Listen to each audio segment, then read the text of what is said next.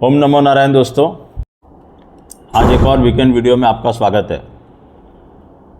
आज हम बात करेंगे जो मैंने आपसे प्रॉमिस भी किया था और ट्वीट भी किया था कि नरेंद्र मोदी जी के बारे में हम थोड़ी सी बात करेंगे कि अब आगे यहाँ से इंडियन पॉलिटिक्स में क्या होने वाला है। मेरा कुछ प्रिडिक्शन था और अगर आपको याद हो तो मैं काफ़ी समय से बोल रहा हूँ कि देखो सेंट्रल गवर्नमेंट तकलीफ में आएगी और आपने देखा अभी क्या चल रहा है सब। मगर मेरा ही कथन है कि मोदी जी की कुंडली मेरे को नहीं लगता सही है, क्योंकि कोई ऑथेंटिक डाटा नहीं है उनका। डेट ऑफ बर्थ खाली सही है, लेकिन कहाँ जन्म हुआ और कितने बजे जन्म हुआ वो जानना बहुत ज़रूरी है। तो आज हम क्या कर रहे हैं, मैंने जो आपको बताया कि जो उनके इतने सालों से जो कार्यशैली है या जो उनका जो ऑरा है, रूप है, उसको देख के हमें ये पता लगा लिया कि उनका लगन वृश्चिक है। तो आज हम ब्लैंक चार्ट पे मैंने कोशिश की है कि मोदी जी के ब्लैंक चार्ट को यूज़ करेंगे। थोड़ा सा आपको बता दूं, आरएसएस के चार्ट को यूज़ करेंगे, मिस्टर मोहन भागवत के चार्ट को यूज़ करेंगे, इंडिया के इंडिपेंडेंस चार्ट को यूज़ करेंगे और मैं आपको एक ऑनेस्ट ये बताने की कोशिश करूंगा, ऑनेस्ट ओपिनियन, कि ज्योतिष क्या बोल रही है। इसमें कोई बायसनेस नहीं है। मैंने ही बोलना शुरू किया था, क्यों बोलना शुरू किया था उसका भी एक स्पेसिफिक रीज़न है। तो आज सबको पता है, ज्योतिष के जो स्टूडेंट देख रहे हैं, अगर उनको भी कुछ लाभ होता आप नोट कर सकते कुछ पॉइंट, कि वृश्चिक लगन की जन्मपत्री है मोदी जी की। अब आपको पता है कि मैंने आपसे पहले भी बताया था कि ग्रहण, जो खग्रास चंद्र ग्रहण है, जो 7-8 सितंबर को है, 7-8 क्यों बोल रहा हूँ कि 7 की रात को शुरू होगा और 8 की सुबह ख़त्म होगा, डेट चेंज हो जाएगी। ये हो रहा है सिंह राशि में, ध्यान से सुनना। और आपको बड़े एक इंटरेस्टिंग फैक्ट बताऊं कि मोदी जी और जो आरएसएस के प्रमुख हैं मिस्टर मोहन भागवत, तो मोहन भागवत जी और मोदी जी के जन्मदिन में 7 दिन का अंतर है या 6 दिन का अंतर है। वो 11 तारीख को पैदा हुए, वो 17 तारीख को पैदा हुए हैं, लेकिन टाइम दोनों का अलग अलग है। लगन उनका भी वृश्चिक आता है, उनकी कुंडली सही है हमारे पास। और आरएसएस एज ए संस्था जो 1925 में 27 सितंबर को स्थापित हुई, ये देखिए मैंने यहाँ सब कुंडली निकाल के रखी हुई है। इसकी भी कुंडली है हमारे पास, जो कि 27 सितंबर 2025 को 100 साल पूरे कर रही है। इंटरेस्टिंगली ये कुंडली भी वृश्चिक लगन की है। तो हमारे पास 3 कुंडली वृश्चिक लगन की हो गई। मोहन भागवत जी की कुंडली, मोदी जी की कुंडली और आरएसएस की कुंडली। अब ये तीनों का जो कॉम्बिनेशन है, और जो ये 15 अगस्त को हमारा देश जो आज़ाद हुआ था 1947 में, तो हर साल एक नया वर्षफल बनता है। मतलब 15 अगस्त 2025 को हमारा देश का बर्थडे था। जैसे हर आदमी का बर्थडे होता है, एक ईयर चेंज होता जाता है, एक ईयर आपकी लाइफ में बढ़ते जाते हैं, तो उसका हम वर्षफल निकालते हैं। कभी कोई हमसे कोई इंस्टेंट क्वेश्चन पूछता है जब कि इस साल में मेरा कैसा रहेगा, तो हम वो वर्षफल को भी महत्व देते हैं, अलॉन्ग विद उसकी जो ओरिजिनल हॉरोस्कोप या दशा जो गोचर चल रहे हैं। तो वो वर्षफल में जो हमारे इंडियन इंडिपेंडेंस की ये कुंडली हमने देखो निकाल के रखी हुई है, वृष लगन की कुंडली है ये। और इस बार भी जो हमारा वर्षफल है वो वृष लगन का ही आ रहा है, यानी कि इसको द्विजन्मा लगन बोलते हैं। सेम लगन जो आपका बर्थ टाइम पे था वही आपका वर्षफल में आ जाए, ये हमारे क्लासिकल टेक्स्ट में लिखा हुआ है कि ये बहुत अच्छा नहीं माना जाता देश के लिए या व्यक्ति के लिए, अगर किसी का द्विजन्मा लगन आ जाए तो। अब इसमें भी बड़ी इंटरेस्टिंग बात है कि जो ज्योतिष है वो ज्योतिष जो कर रहे हैं वो तो समझेंगे ही।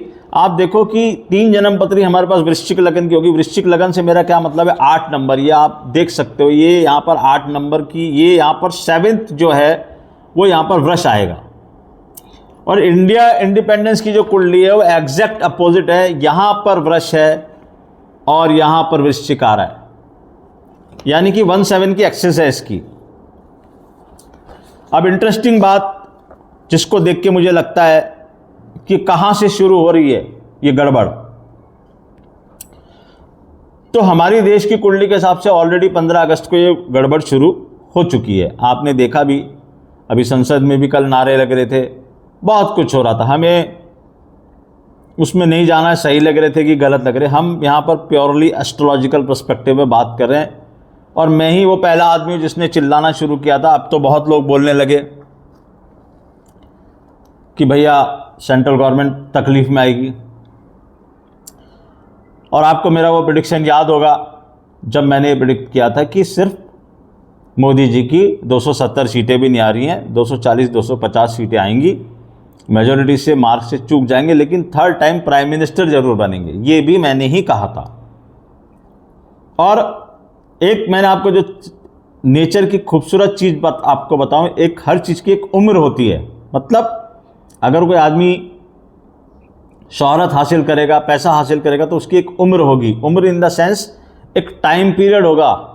तो मोदी जी 3 बार वहाँ पे चीफ मिनिस्टर रह चुके हैं, तीसरी बार यहाँ पर प्राइम मिनिस्टर है। अब वो 75वें साल की तरफ बढ़ रहे हैं। अभी ये 75 साल के हो जाएंगे जी 17 सितंबर को। लेकिन क्योंकि हमारे पास उनकी कुंडली नहीं है, तो हम चारों तरफ से आ रहे हैं। हम बीजेपी से आ रहे हैं, आरएसएस से आ रहे हैं, मोहन भागवत जी से आ रहे हैं। सबसे इंपॉर्टेंट इसमें मोहन भागवत जी की कुंडली है, क्योंकि उन्होंने अभी बीच में स्टेटमेंट भी दिया था कि 75वें साल में शॉल उड़ा के वो कर देना चाहिए। मोहन भागवत जी की कुंडली में बहुत इंटरेस्टिंग फैक्ट क्या है, स्कॉर्पियो लग्न, सिंह राशि, और अमावस्या के दिन का उनका जन्म है। अब बहुत ही बढ़िया चीज़ ये हो रही है कि सेम उनका भी लग्न से और राशि से अष्टम में शनि जा रहा है जितने भी वृश्चिक लग्न के जातक है, यानी कि बीजेपी के जो आरएसएस प्रमुख संस्था उसके, मोहन भागवत जी के और मोदी जी के, सबके 4th हाउस से राहु जा रहा है। और मोहन भागवत जी की जो राशि है वहां से 8th हाउस में सैटर्न जा रहा है। अब इसको हम कैसे इंटरप्रिटेट करेंगे? चंद्रमा से जो 8th हाउस का सैटर्न है उसको अष्टमा शनि बोलते हैं। यह आदमी को पद से हटाता है। जो लग्न से उनके 10th हाउस में राहु का गोचर जा रहा है, और जो ग्रहण बन रहा है राहु केतु का जो गोचर जा रहा है, राहु केतु का गोचर कहां जा रहा है? ये 4th 10th एक्सिस में। 4th 10th एक्सिस क्या है? 10th है हमारा कर्म और 4th है हमारे सुख। और अगर किसी राजनेता की कुंडली में देखें तो 4था हाउस जो है ना वो सिंहासन का हाउस होता है। तो मोदी जी के भी, आरएसएस चीफ के भी और आरएसएस एज ए संस्था के भी 4th हाउस से इस समय राहु का ट्रांजिट है। राहु मैंने आपको हमेशा बताया सडननेस का कारक है। और केतु जा रहा है 10th हाउस से मोदी जी के। क्या इंडिकेट कर रहा है? मैंने हमेशा आपको कहा है केतु गिवर नहीं है, टेकर है। मतलब जिस हाउस से केतु का ट्रांजिट होता है, मैंने ये अपने अनुभव में भी देखा है, क्लासिकल टेक्स्ट में तो बहुत कुछ लिखा है इसके बारे में, लेकिन हम जब पर्सनल हॉरोस्कोप देखते हैं तो ये चीज़ समझ में आती है। उस चीज़ से रिलेटेड टेंशन क्रिएट करता है केतु, या फिर उस चीज़ को लेने की कोशिश करता है। तो मोदी जी के पास है क्या? प्राइम मिनिस्टरशिप का पद है, और 10th हाउस कर्म के स्थान से केतु का ट्रांजिट हो रहा है। और इसी 10th हाउस में उनके ये वाला ग्रहण लग रहा है सिंह राशि में। तो केतु की दशा तो शुरू हो चुकी है कब की। तो अब क्वेश्चन ये आता है कि हम आज तक क्यों नहीं किया उसने कुछ। ये जो आप देख रहे हो छोटे छोटे जो ट्रेलर आ रहे हैं, अभी ये वोट चोरी की बात आई, ये सब आई, ये कहाँ से शुरू हुई? जैसे केतु का ट्रांजिट 10th हाउस से शुरू हुआ, वहाँ से चीज़ें बननी शुरू हो गई थी। एक दिन में तो इवेंट होता नहीं। लेकिन मेरा ऐसा मानना है कि कोई भी चीज़ को जब हम बहुत डीप जाते हैं एस्ट्रोलॉजी में, तो ट्रिगर करने के लिए कोई पॉइंट चाहिए होता है। तो ये ट्रिगर करने का जो पॉइंट है वो है ये आपका लूनर एक्लिप्स जो 7-8 तारीख को हो रहा है। यानी कि यहां से हम गिनना शुरू करेंगे, और इसके पीछे पीछे एक और घटना हो रही है 4 दिन बाद। ध्यान देना मेरी बात पर। हमारे देश की अभी तक चंद्रमा की दशा चल रही थी। मैंने आपको पहले भी बताया चंद्रमा बड़ा ही सौम्य प्लेनेट है। मतलब चंद्रमा क्या कर रहा था? लोगों को शांत बैठा के रखा था। मोदी जी ने नोटबंदी कर दी, सब चुपचाप बैठे रहे। मोदी जी ने किसानों के लिए कुछ कानून बना दिए, सब चुपचाप बैठे रहे। मोदी जी ने कुछ भी किया, एवरीबडी वॉज होपिंग कि ये भले के लिए हो रहा है, भले उससे नुकसान हुआ कुछ हुआ, लेकिन सब शांत बैठे रहे। लेकिन मैंने आपको बताया कि अब हम दशा ट्रांजिशन में जा रहे हैं, यानी कि मार्च की दशा शुरू हो रही है हमारे देश की। अब लोग चुप नहीं बैठेंगे, अब लोग सड़कों पे उतरेंगे, अब लोग आपसे क्वेश्चन पूछेंगे, अब आपको जवाब देना पड़ेगा। जैसे अभी ये किस्सा हुआ, छोटे छोटे 2 एग्जाम्पल लो। अभी SIR का किस्सा हुआ बिहार में, लोग आ गए कि हमारा नाम काट दिया, हमारा नाम काट दिया। यही अगर आप चंद्रमा की, अभी भी आप चंद्रमा की दशा के फैग एंड पे हो, लेकिन अगर ये मंगल की दशा नहीं आ रही होती ना, लोग बोलते ठीक है जाने दो। लेकिन लोगों ने ऐसा नहीं किया और विपक्षी दलों ने इसको एक मुद्दा बना दिया। अभी आप छोटा सा इंसिडेंट देखो, वो डॉग्स को लेके जो SC ने सुप्रीम कोर्ट में कुछ चल रहा था, उसके ऊपर लोग उतर आए। यहाँ बॉम्बे में हमारे कबूतर खाने का कोई केस हो रहा था, उसके ऊपर लोग उतर आए। तो मैं आपको ये बात पिछले 3 महीने से कह रहा हूँ कि ये जो दशा का ट्रांजिशन है, इसमें लोग चुप नहीं बैठेंगे। ये आदमी को उद्वेलित करता है मंगल, वो अपने अधिकारों के लिए या अपनी बात के लिए लड़ना शुरू करता है, वो क्वेश्चंस पूछने शुरू कर देता है। जिसकी मंगल की दशा आ रही हो ना, मैं उसको जॉब में पर्सनल हॉरोस्कोप में बोलता हूँ, भैया बहुत ध्यान रखना, तेरी मंगल की दशा आ रही है, क्योंकि अभी तक तू चंद्रमा में बड़ा शांति से बैठा हुआ था, लेकिन अब मंगल तेरे दिमाग को प्रभावित करेगा, तू बॉस से मत लड़ लेना। सही गलत बात अलग है, लेकिन हमें क्या समझाना है वो बात अलग है। तो 10th हाउस से ग्रहण, 10th हाउस से केतु का ट्रांजिट, ये दोनों चीज़ बहुत ज़्यादा नेगेटिव है मोहन भागवत जी के लिए भी और हमारे आदरणीय प्रधानमंत्री मोदी जी के लिए भी। तो गिनती कहाँ से शुरू होगी? आप गिनती शुरू करो, आज से शुरू कर लो, चाहे आप 1 सितंबर से शुरू कर लो। और मैं तो कह रहा हूँ कि दशा ट्रांजिशन 11 सितंबर को हो रहा है। हम ये ग्रहण से इस दशा को ये उल्टी गिनती शुरू समझते हैं। कितने टाइम के लिए? देखो, मैं ये नहीं कह रहा कि ऐसा ही होगा, मगर मैं आपको ये बता रहा हूँ कि the most difficult period of Modi ji का जो आज तक की जिंदगी का टेनर है एज ए पॉलिटिशियन, बचपन की बात नहीं कर रहा मैं उनकी, जब से वो चीफ मिनिस्टर बने एक पीरियड उन्होंने खराब देख लिया। वो उस समय जब उनको हटाने की बातें हो रही थी, गुजरात में बहुत कुछ हुआ था, पास्ट है वो, उसको छोड़ दीजिए। अभी जो वो 10 साल से प्रधानमंत्री, 11वां साल चल रहा है, यहाँ पर जो उनका सबसे ट्रबलसम पीरियड है वो ये 7 सितंबर से शुरू हो रहा है और ये चलेगा अगले 6 महीने, क्योंकि ग्रहण को हम लोग 6 महीने देते हैं। ये जो लूनर एक्लिप्स आया है, इसका प्रभाव अगले 6 महीने तक इस देश पे, इस दुनिया पे, हर जगह रहने वाला है। और पीछे पीछे आ रहा है मंगल की दशा का ट्रांजिशन, मंगल में मंगल, जो कि मैंने आपसे कहा उद्वेलित करेगा लोगों को। यानी मोहन भागवत जी, अब इनकी दशा भी जुपिटर में राहु की चल रही है। मैं पैरेलल क्यों लोगों को, दोनों को लेके चल रहा हूं? क्योंकि दोनों के जन्मदिन में सिर्फ 7 दिन का अंतर है। और मैं आपको बता रहा हूं कि पहले घटना मेरे हिसाब से पहले मोहन भागवत जी के साथ होगी। मतलब पहले जैसे ही मोहन भागवत जी का अगर पद चला गया तो आप समझ देना कि पॉइंट ट्रिगर हो गया। ये बार बार इसलिए बोल रहा हूं आपको। और मुझे लगता है कि जिस दिन उनका वो 100वां स्थापन दिवस है वो, या फिर जब मंगल 27 अक्टूबर को मंगल स्कॉर्पियो में आने वाला है, यानी कि मोदी जी के यहाँ, मोहन भागवत जी के यहाँ, वहाँ से ये चीज़ ट्रिगर होगी। मैं 6 महीने का टाइम दे रहा हूँ, मैं कोई डेट निकालना नहीं चाहता कि इस डेट पे होगा। हालांकि हमारे पास कुछ डेट्स हैं, कुछ सेंसिटिव डेट्स तो यहीं से शुरू हो जाएंगी 7 तारीख से, उसके बाद नवंबर में कुछ डेट्स हैं, फिर एक दिसंबर का महीना बहुत ही ज़्यादा कंक्लूसिव होने वाला है। जो दिसंबर के ये 30-31 दिन हैं, वहाँ पर कुछ बड़ा पॉलिटिकल चेंज मुझे होता हुआ दिखता है। लेकिन हम 6 महीना दे रहे हैं, यानी कि मैं आपको बोलूँगा कि न्यू ईयर कमर्शियल जो 2026 शुरू होगा, जो हम 1 अप्रैल से मानते हैं, वहाँ तक का टाइम पीरियड मोदी जी के लिए बहुत ही कांटों भरा है। वो कैसे इसको पास करेंगे वो सिर्फ नारायण जानते हैं। इन ऑल मीन्स बहुत बड़ा खतरा मंडरा रहा है उनकी कुर्सी के ऊपर।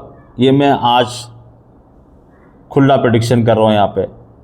मैं ये नहीं कह रहा कि ऐसा ही होगा, मगर उनको अगर उनकी कुर्सी बचनी भी है तो बहुत ज़्यादा यत्न करने पड़ेंगे। बीच में बिहार का चुनाव भी है और मैं बोल चुका हूँ आपको, मेरी रीडिंग ये बोलती है, नीतीश कुमार जी की कुंडली जो हमारे पास आई है कि नीतीश कुमार जी चीफ मिनिस्टर नहीं बन रहे।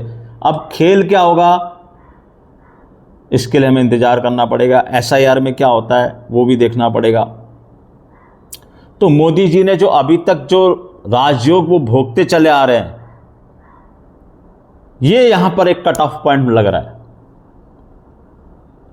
अगेन मैं सिर्फ ब्लैंक चार्ट पे प्रेडिक्शन कर रहा हूं, 10th हाउस 4th हाउस की एक्सिस देख रहा हूं, इस ग्रहण को उसका ट्रिगर पॉइंट मान रहा हूं। घटनाएं शुरू ऑलरेडी हो चुकी हैं और ये मार्च की दशा, मतलब आप देखो 7 तारीख को ये ग्रहण, उसके बाद 11-12 तारीख को आपकी दशा चेंज हो रही। कुछ लोग 15 बोल रहे, कोई 5 बोल रहा है, मैं एक एवरेज ले रहा हूं, 11-12 तारीख आप मान के चलो। हर एक एल्मेनिक अलग अलग होता है। हालांकि जन्म तो फिक्स है, 5 सितंबर भी आती है डेट, अगर हम सॉफ्टवेयर में डालें तो डिफरेंट सॉफ्टवेयर में दशा चेंज होने की। तो ये 7 तारीख से जो सितंबर हो रहा है और उसके बाद वहाँ पर सॉल्स्टाइस भी है, वो भी एक बहुत इंपॉर्टेंट इवेंट होता है अर्थ से। तो यहाँ से जो पीरियड हो रहा है अगले 6 महीने के लिए, मैं बोलता हूँ 31 मार्च तक मान लो। मुझे लगता है ये पीरियड के अंदर अंदर अंदर यहाँ पर बहुत बड़े परिवर्तन आने वाले हैं।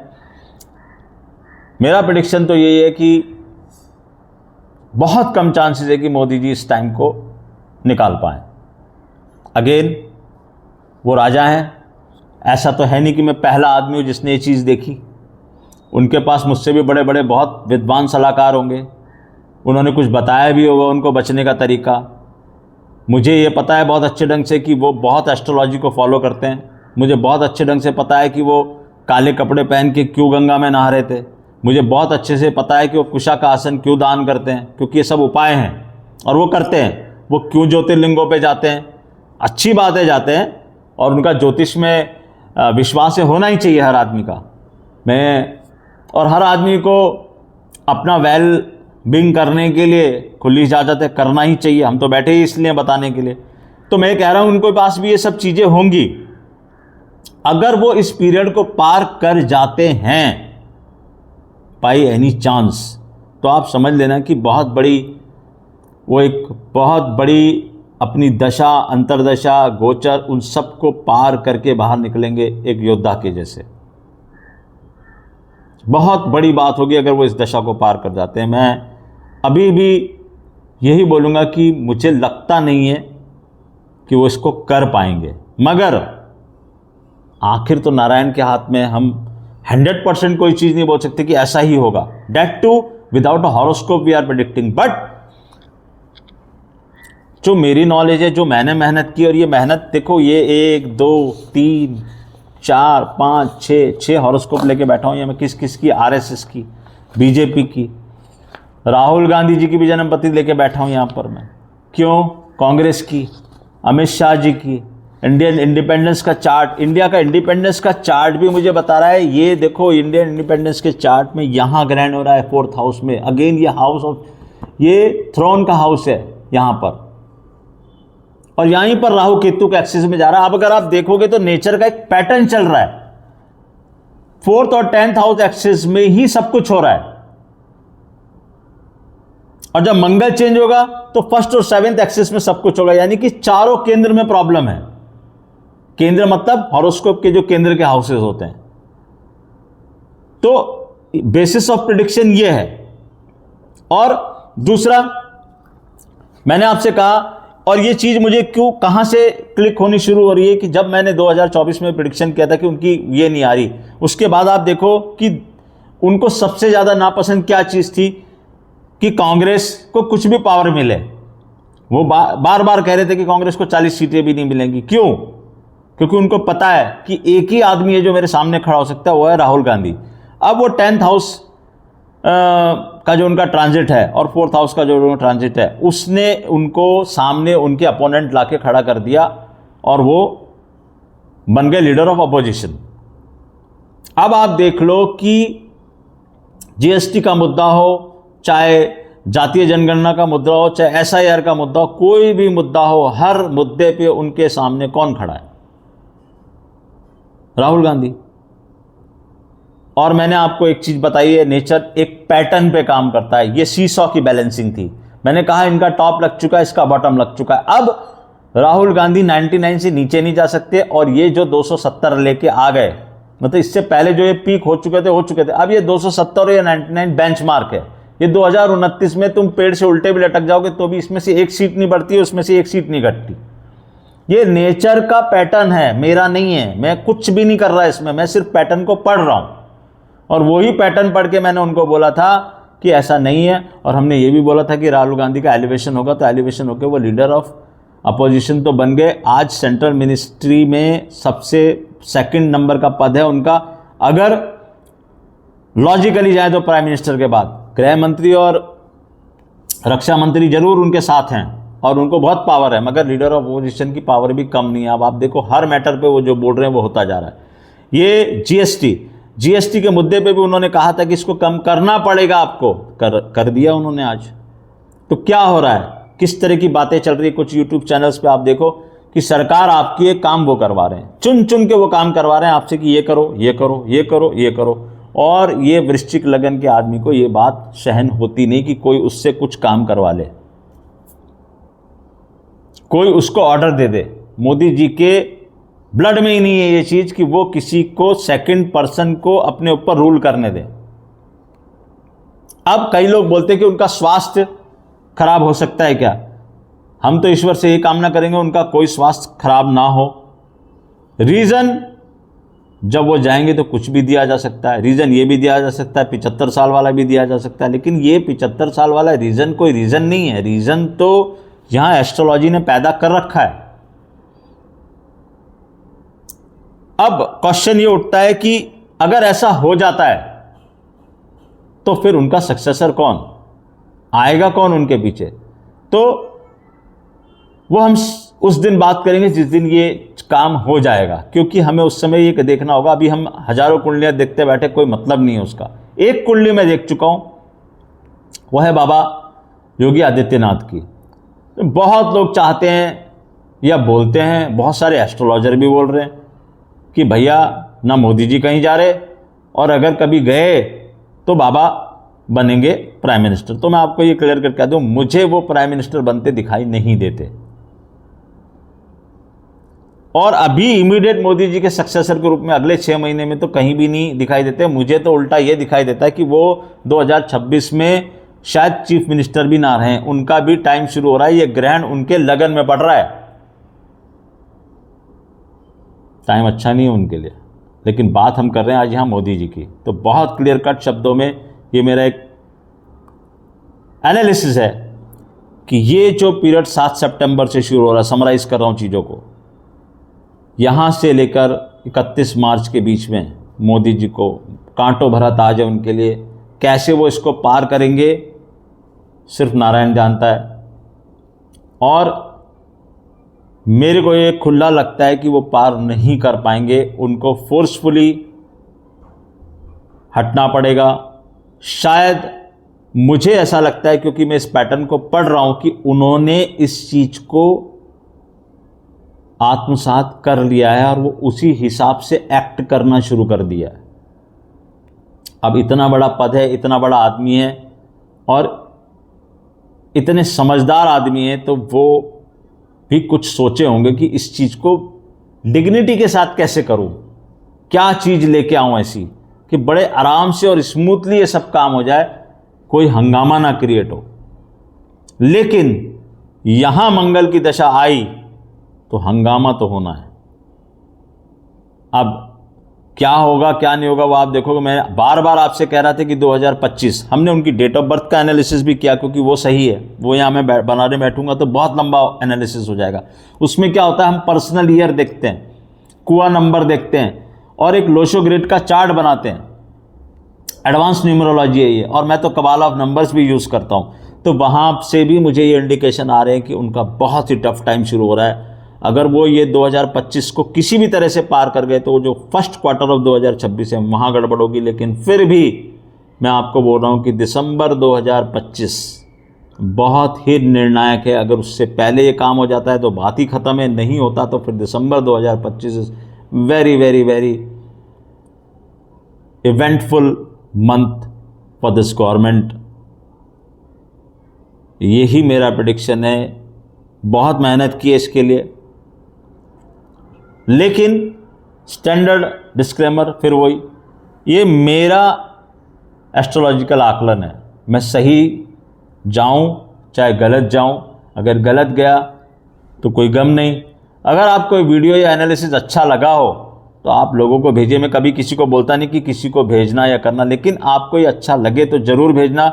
और जो भक्त लोग हैं वो मुझे माफ़ करें, मेरा कोई भी इसमें बायसनेस नहीं है। मेरा पर्सनल बायस है, वो सबको पता है, लेकिन वो मैंने यहाँ यूज़ नहीं किया। मैं एस्ट्रोलॉजिकल चीज़ें आपको बता रहा हूँ, तो फिर आप इसको एक एस्ट्रोलॉजिकल, प्योर एस्ट्रोलॉजिकल एनालिसिस मांगना, और आपको जो भी समझना हो समझो। लेकिन एस्ट्रोलॉजी ये बोल रही है कि ये 6 महीने उनके लिए बहुत ही कठिन है। अगर वो इसको पार कर जाते हैं तो फिर समझ लेना नारायण की बहुत बड़ी कृपा उनके ऊपर। नमस्कार।